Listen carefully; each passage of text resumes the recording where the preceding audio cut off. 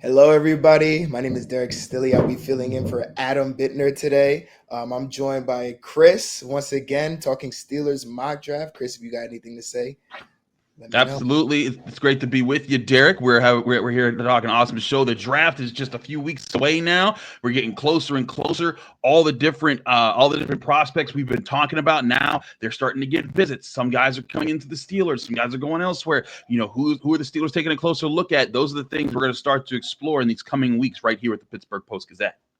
Yes, sir. I actually saw that Jaxson Dart had a visit with the Steelers this morning, but we'll talk Mm-hmm. about that a little bit more in the show. I thought that was a little good prequel. But before we start, I want to tell you who this show was brought to you by. This show is sponsored by Mike's Beer Bar. Meet us at Mike's on the North Shore for the ultimate sports experience. With over 20 TVs, you won't miss any of the action, Pirates games, Riverhounds, and Premier League matches, college and pro football, hockey, and every major sporting event. Plus, don't miss the Post-Gazette's NFL Draft live stream happening Thursday, April 24th, and Friday, April 25th, live from Mike's Beer Bar. Enjoy 300 local beers, 80 local taps, and incredible food like their famous steak on a stone. If you need your sports fix, and especially for the NFL Draft, tell your friends to meet me at Mike's. So as we start, before we get into it, defensive tackles, big on the Steelers. A lot of people want to draft defensive tackles. I'm very interested in that.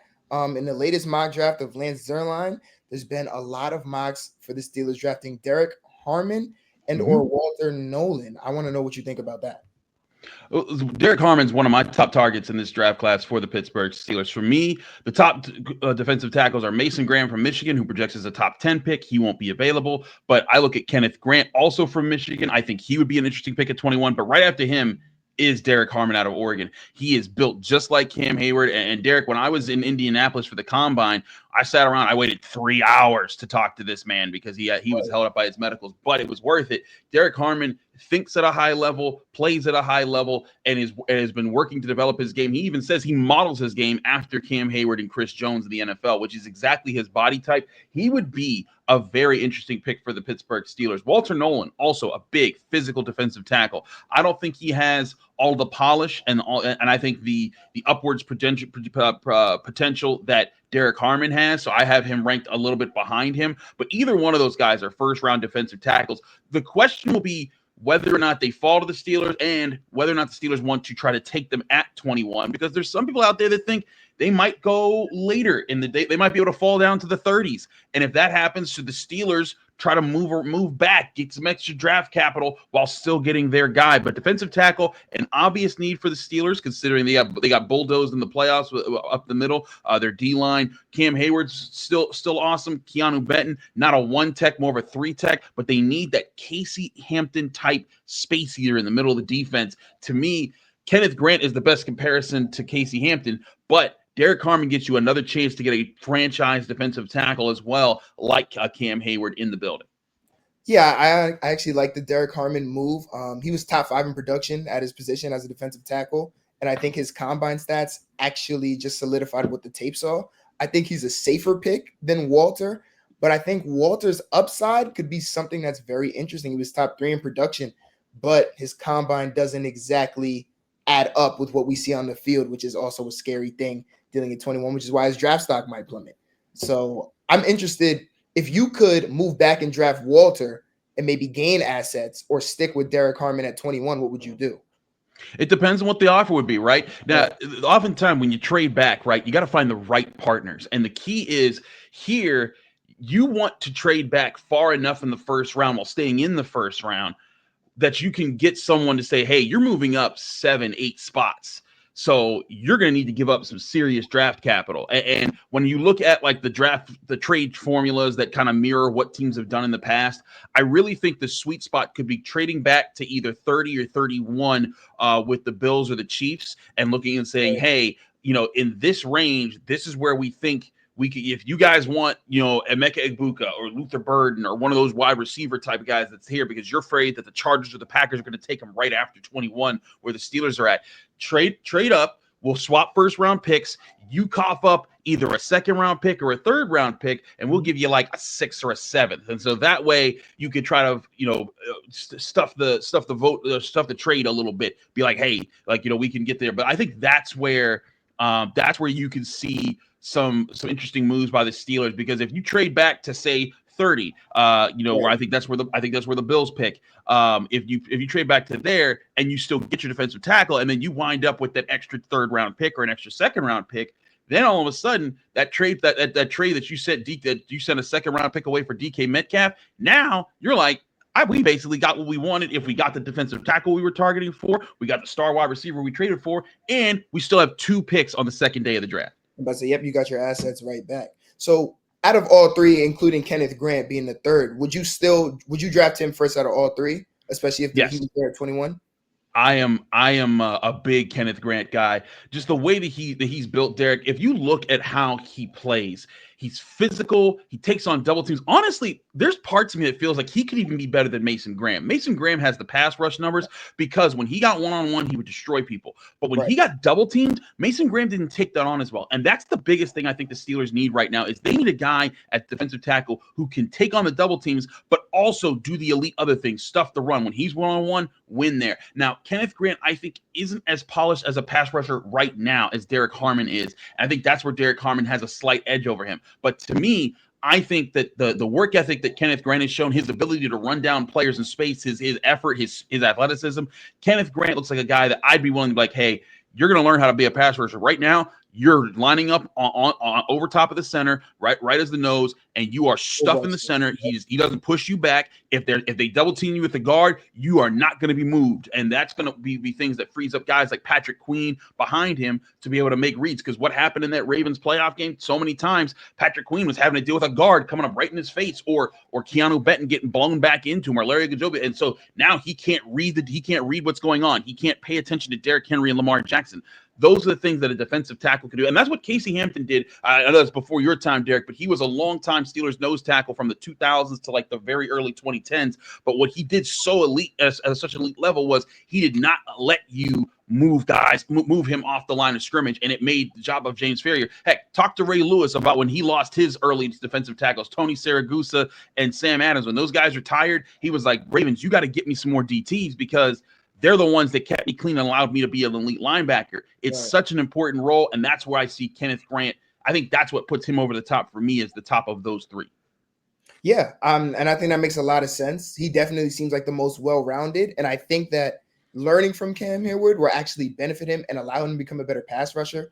I don't think it's a Jordan Davis-esque type of situation where he's going to take a lot of or multiple years to become a good pass rusher. I think he has the tools. He's just got to put it all together. So in a hypothetical world, if you could get Kenneth Grant with your first round pick on a day 2 pick, would you dive back into defensive tackle if Walter was there or if Derrick was supposedly still there? Would you go 2 defensive tackles day 1 and day 2? Well, so the tricky part about that would be they only have 1 day 2 pick, and that's 83rd overall, and there's no way neither of those guys would fall that far. However, I would take a shot at defensive tackle on day 2 or 3.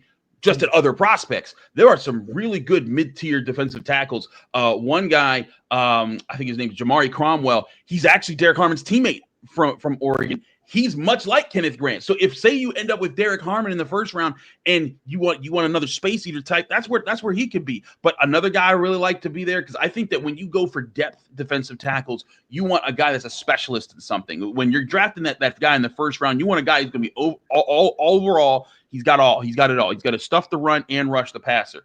But when you draft later, oftentimes they're not going to be the full package. So they're going to be good at something in particular. And one guy that I think can be really good as a pass rusher that comes off the bench for third downs is Aeneas Peebles out of Virginia Tech. I've loved his tape. I loved him at the Senior Bowl. I loved his measurements. I think he's a smaller guy, but he's quicker. He's fast. He's quick off the ball. He uses his hands to get around guys, and he is not intimidated by bigger offensive linemen. He finds a way to work around it. So if double dipping in this defensive line class is possible, I would do it because it's a really good D tackle class. There's several guys, also J.J. Pequez out of Ole Miss, Walter Nolan's teammate.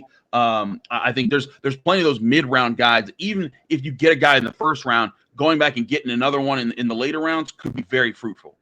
But so you would still stand packed on double dipping, even with the QB situation and possibly trying to get more explosive at the running back spot?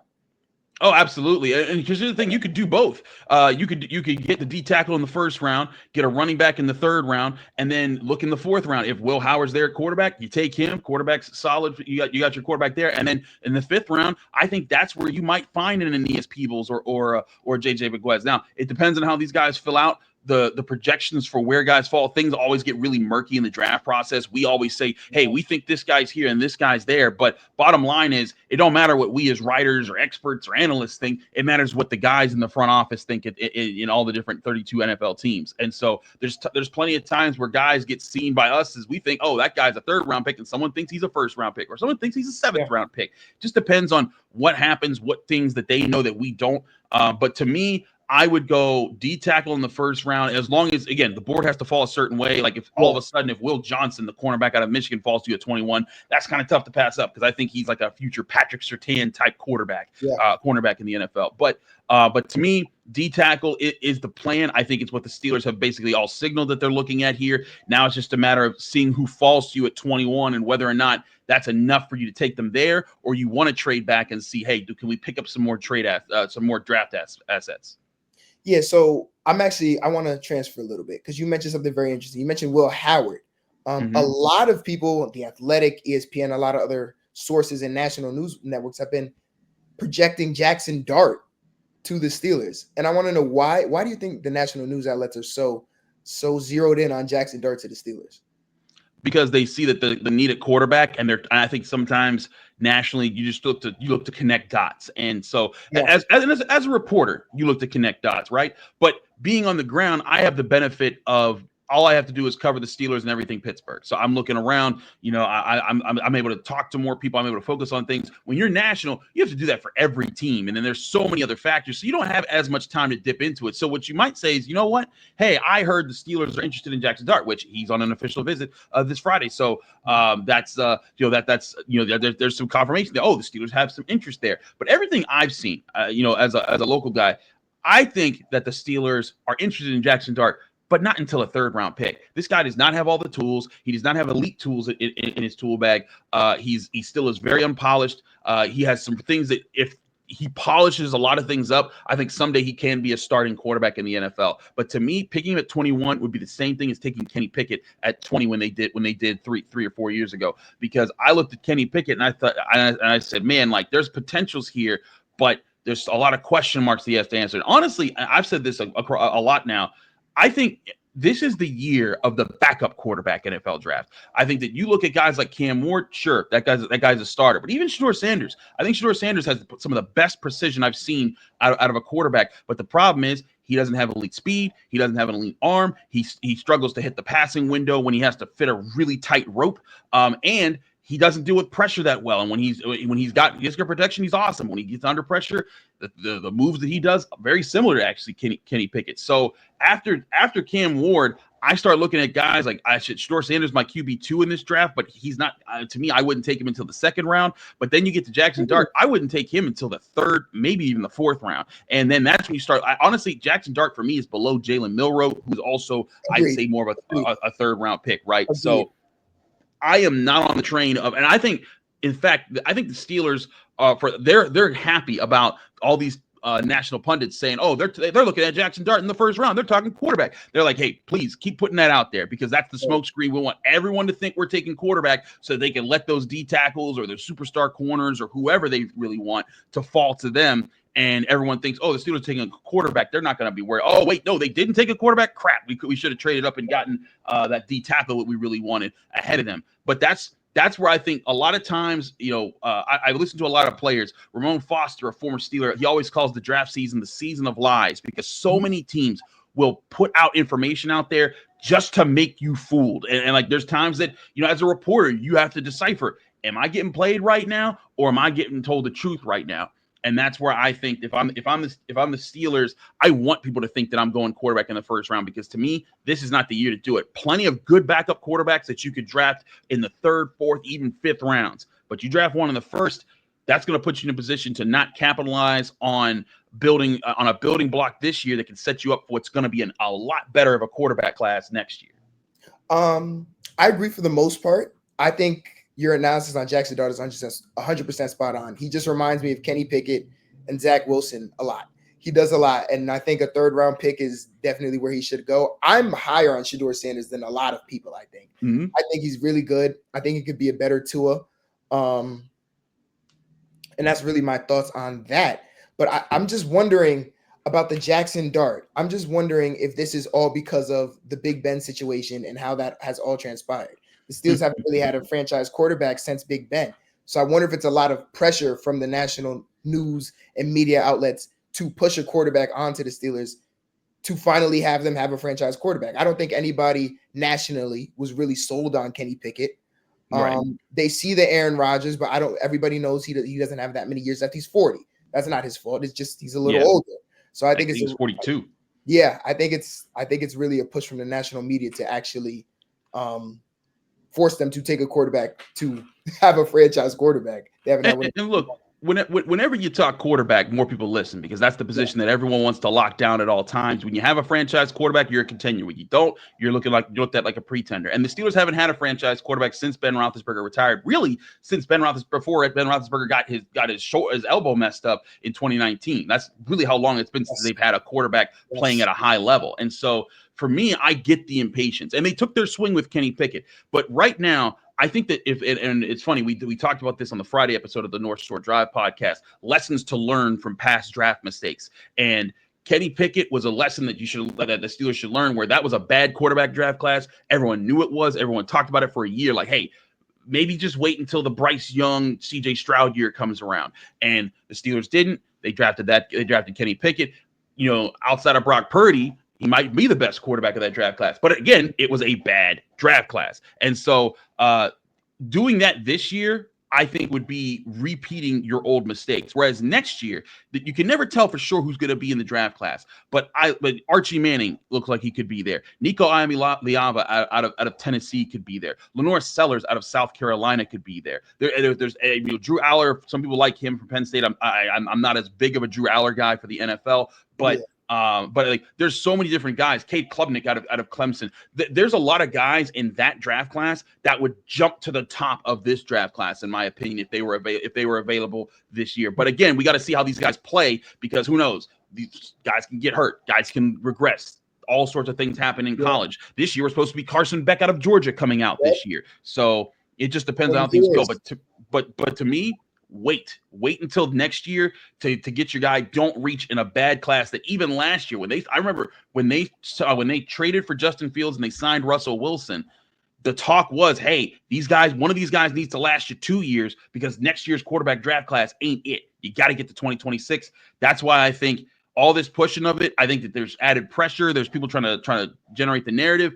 But the Steelers, if they know what's good here, they'll wait until the middle rounds to get their quarterback, because you can always use a backup quarterback. You can always use a developmental quarterback on the roster. But wait until those rounds to get your quarterback. Get a foundational playmaker on the defensive or offensive side of the ball that can be a good in skill position, good on the line. And then next year, and another sign for this, Derek, is you look at how the Steelers have let a lot of guys go into free agency and not signed a lot of free agents who would count against them in the compensatory picks. They're scheduled to get 4 compensatory picks next year, at least 1 third-round pick, maybe even 2. That's all ammunition for, even if they finish 20th, 21st in the NFL draft next year, that's ammunition to help you trade up, get into the top 10, and go get your quarterback. Yeah, I think that makes a lot of sense. And while we're talking about quarterbacks, I want to stay here actually for a little bit. Sure. You mentioned Jalen Milroe. A lot of people were high on him, especially those first 3 to 4 games of the college football season. And then, as we all know, he tailed off a little bit, and now he's projected day 2, maybe even a day 3 pick. Would he be your number 1 option at quarterback when it came to the Jaxson Darts, the Will Howards, the Jalen Milroes of the world? Would he be your number 1 option for the Steelers?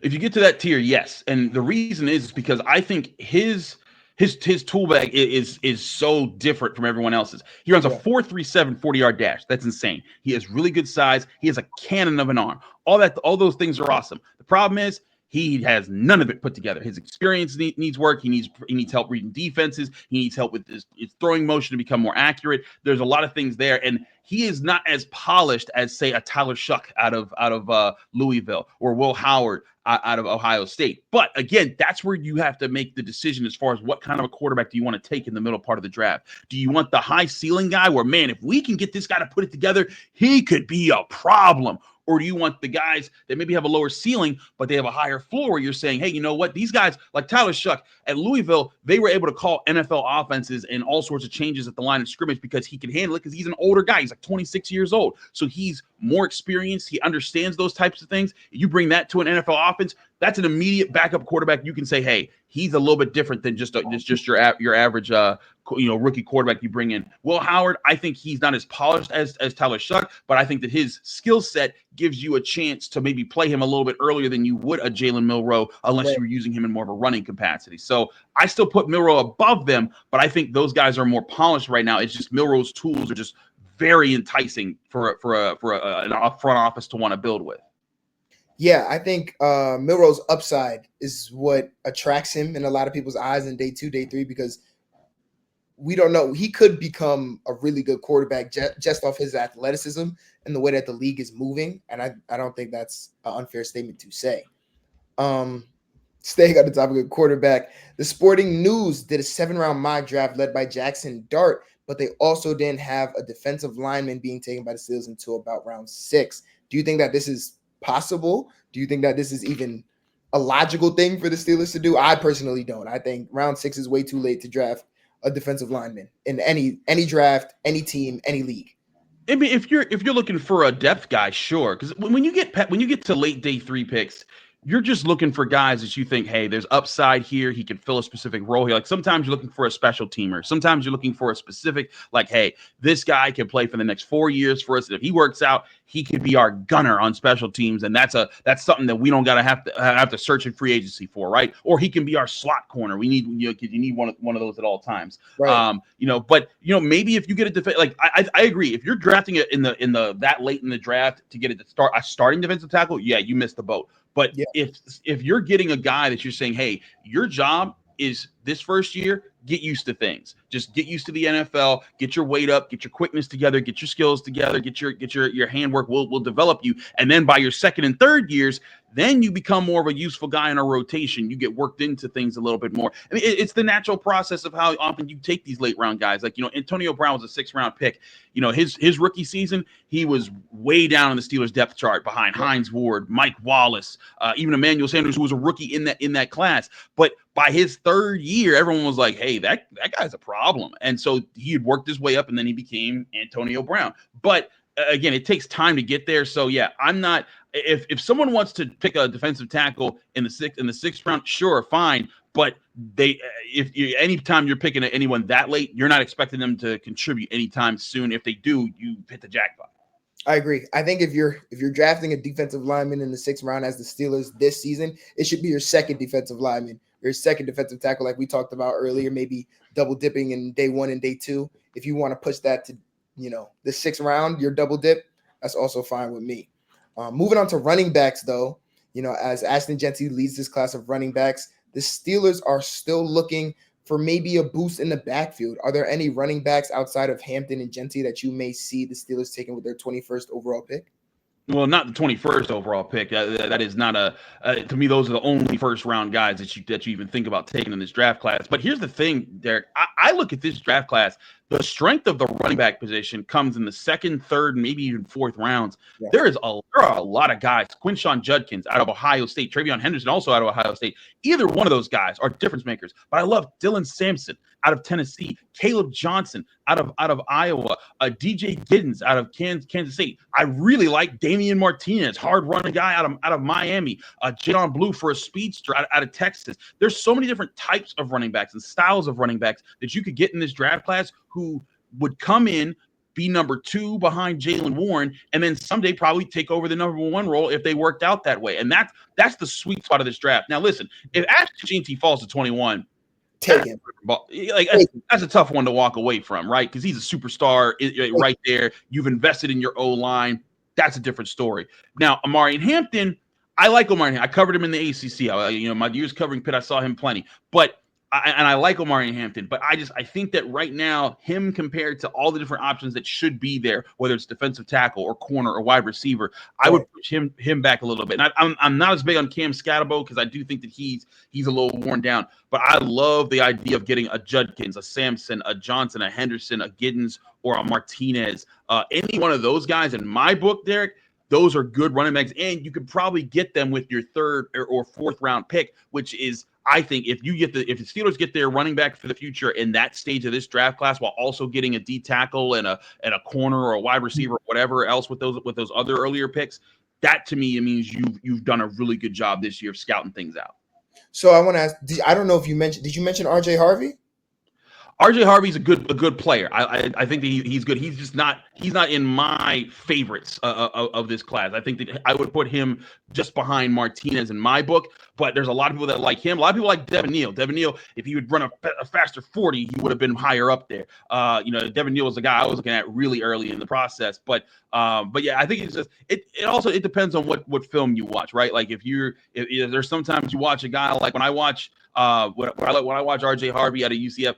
I say like, hey, I think that he does things well, but I think he needs to be a bit quicker in how he plays the game. And to me, I see a guy like a Quinshon Judkins. When he hits the hole, and he's on the move. Same thing, Damian Martinez. When he cuts and he hits the lane, you better bring your full force to bring him down, because he's gonna run you over if you don't. And that's where I think RJ Harvey, he's very shifty, he's very talented, but sometimes I think he just takes a little bit too long to get to that. And the Steelers, I think they want a guy who can be a home run hitter, be a quick hole hitter, and I think those are tough things to find. But in this middle round of this draft, I think there's several guys that deserve that shot. RJ Harvey certainly probably going to be a third or a fourth round pick in this draft class.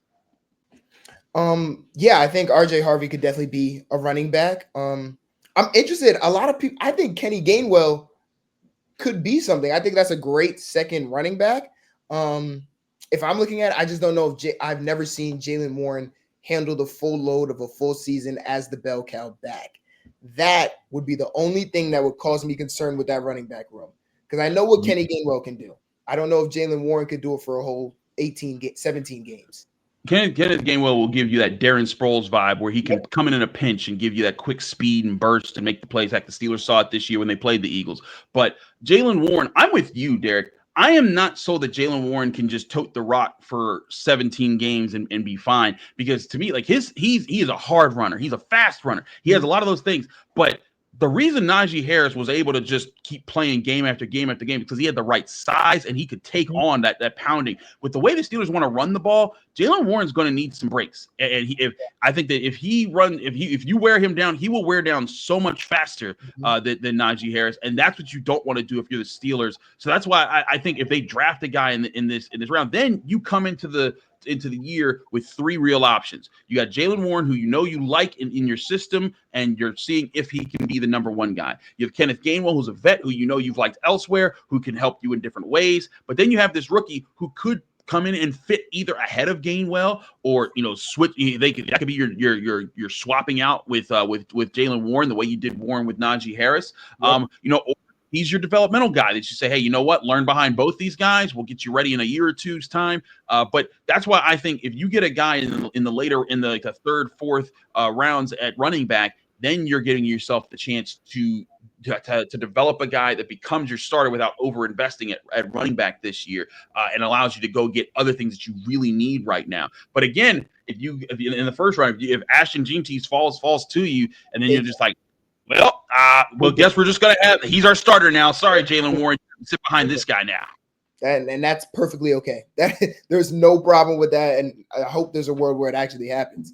As far as Jaylen Warren, I think him toting the rock 22 times a game, which is probably what they're going to try to do, and that's not counting his pass-catching ability. I think that's a lot to ask, especially for someone who's not used to that many carries. But we'll see how it works. So I have one more question to ask you, actually, Christopher. Sure. No more wide receivers? What's going on with that? And no, there's been no signs of wide receivers going in the first round to the Steelers anymore after the DK Metcalf trade. Is there a world where the Steelers may still draft a wide receiver and maybe have a crowded wide receiver room with plenty of options for a young quarterback or an older quarterback like Aaron Rodgers?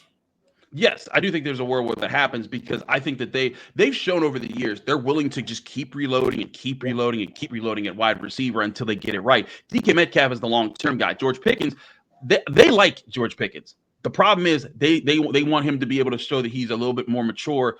And I think that's where that's why they're waiting for DK. That's why they're figuring things out. Now, if they went and drafted a guy this year at wide receiver up high, that would then potentially be your number one wide receiver is DK Metcalf, your number two is George Pickens, and then you could let George Pickens go next year into free agency. He'll turn into a comp pick, or you could trade him, whatever you want to do, and then you could have that that wide receiver like Matthew Golden out of Texas that you drafted really high this year, and then that guy's the number two to DK Metcalf, and then presumably if he develops well, he becomes your number one when DK Metcalf's contract runs out in 4 to 5 years, which is when that rookie's contract would run out. So there's an alignment for that to happen. But to me, wide receiver, I think that this is a year where I like Matthew Golden, but I feel like I'd like him more a bit later. Like he'd be another guy if I traded back and I got him, then I'd be really happy with. I think Emeka Egbuka does a lot of things right, but I think he's more of a number two wide receiver in the NFL. And when you're drafting wide receivers in the first round, you want to get first round guys. Now, let's say the Steelers do what we did at the top of the show, and we said, hey, they traded back in the first round. They somehow got back a second round pick. Then I'm looking at, okay, what about a guy like Jalen Noel out of Iowa State, a speedster who could be a playmaker downfield? What about the other Iowa State guy, Jaden Higgins? I love his measurables. Yeah. Jack Bech, the route runner in a TCU. Elik Yamanar out of Stanford. Those type of guys, I think if you can get them in the second round, I think that would be a good sweet spot for where they could get wide receiver, because then you still got your first round pick that you used for something else that's really important. You still get and you still have wide receivers in development, as well as wide receivers you're ready to start right now. But ultimately, I think because of the situation that they're in, they might even end up waiting a little bit later for wide receiver. Savion Williams, also out of TCU, might be an option there. I really like Ty Felton out of Maryland. I think he's a guy that you can be had in the fourth or fifth round. He's a speedster. He's 6'2". He can be another guy that you can say, hey, go down the field and go make plays.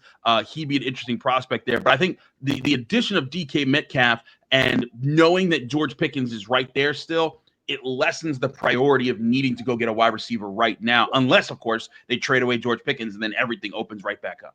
Yeah, I think getting a wide receiver would be scary for the Steelers, not because of the prospect of having three great wide receivers, but from the prospect of aggravating an easily agitated receiver in George Pickens. I don't know what that looks like in your locker room. I don't know what those targets look like in your locker room, especially because DK is also an easily agitated receiver. That's a lot. There's only one ball, and especially with your quarterback situation, I personally would not draft a wide receiver. That's just me. I think that's a lot of personalities already to handle. And you want to throw an upcoming wide receiver in there already with another upcoming wide receiver with an already agitated wide receiver. That's a lot, especially without a franchise quarterback to calm it all down. That's a lot on Mike Tomlin and a lot on your offensive coordinator. I personally would hold off unless you get them late maybe and you try to develop a wide receiver. I could see that.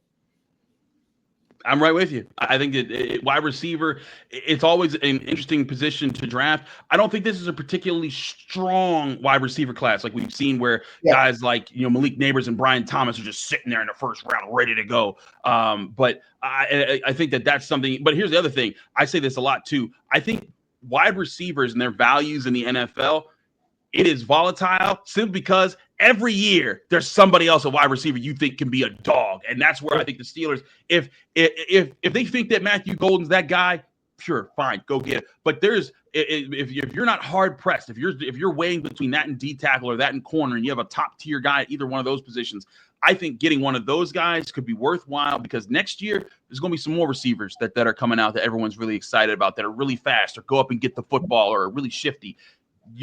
There's always a new receiver coming down in the draft pipeline. That's just how it works. But to me, that's why I'm willing to wait there like you are and say, hey, Steelers, let's cool it unless the ultimate prospect falls to you that you're just like, well, we never thought he'd be there in this situation. Yeah, I 100% agree. Well, I want to thank everybody for joining us. My name is Derrick Stilley. This was PG Sports Now talking mock drafts with Chris Carter. I hope everybody has a great time, great night. Thank you for joining us.